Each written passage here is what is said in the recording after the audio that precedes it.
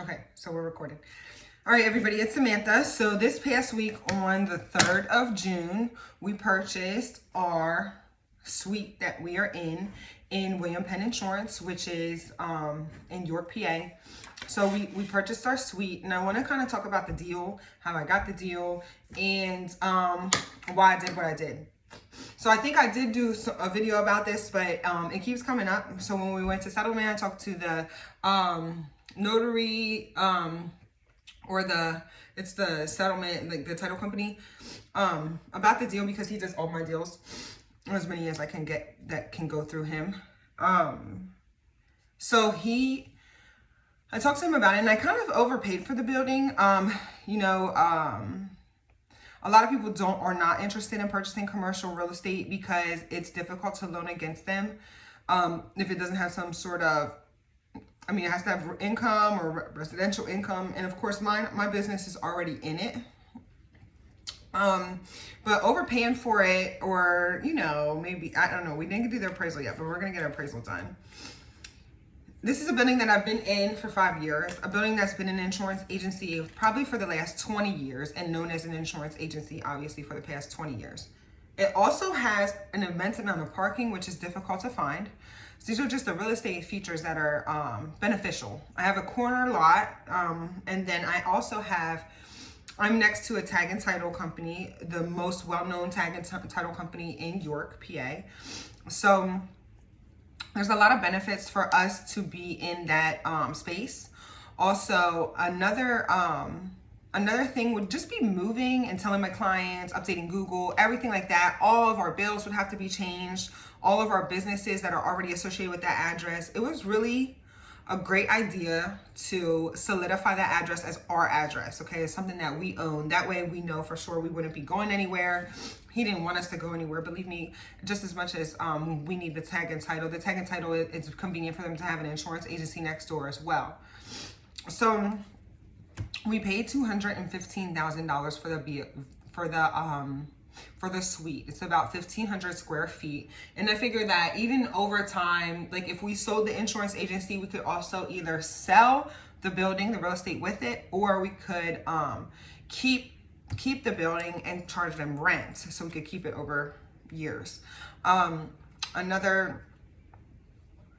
1% rule in real estate is, if you can rent the property for 1% of what you pay for it, then it's probably a good deal. And I believe that we'd be able to get $2,100 out of that building. $21,500, that wouldn't be a problem, I don't think. Because that is it's a decent location. It's on a main strip, not a main, but like off of a main, I guess. It has a lot of parking, corner lot, a lot of office space in it. It's a nice building. And then plus, even if we had to, like, moving our signage would have been difficult and expensive, especially with the rates, the increase in prices. So I did something that my future self will be thankful for. Maybe in 10 or 20 years, they'll be very glad that we already purchased the building, and we won't have to worry about paying rents and stuff like that. And plus we get the depreciation of the building. So I just sent that information over to my CPA. I wanted to talk about getting the building. So I've been there with my landlord for 4 years and 11 months. He's an excellent landlord. I've never had a landlord in my life. He's my first one, my only one, and he is excellent. Okay, so the rates were not outrageous. He gradually increased them over the course of the 5 years. And every once in a while I would ask him and say, hey, if you're interested in selling, I would purchase. I got a little bit bolder, and I said, hey, I have this much money, I have this much money. And then I did a little bit more research once they cleaned up the parcels, and I could tell that how much he paid for the suite, and when he paid that amount. So I gave him an offer that I basically felt like he couldn't refuse. And when he responded to the email, he said, let me get back to you. I wasn't interested in selling, but basically it's an offer that he could not refuse.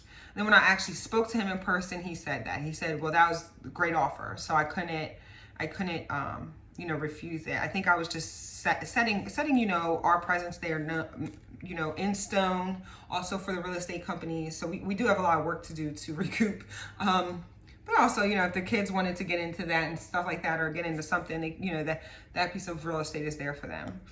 So it's always beneficial, long-term wealth with real estate.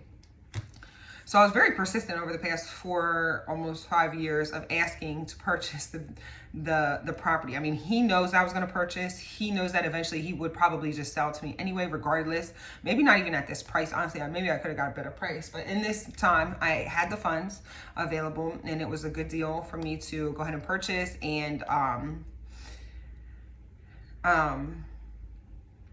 and the interest rate was 3.75%, I think. So you can't beat that either. That's like ridiculous. So we went ahead and solidified the deal. Always be persistent. If you want something, you will be able to get it, as if you work hard enough to be persistent. Okay. If you're ever, I don't know, you give me some deals like that you were very persistent about getting, and then you finally got it. I mean, me and my brother talk a lot about deals that were on these people, and then finally they sell the properties to us. So, let me know.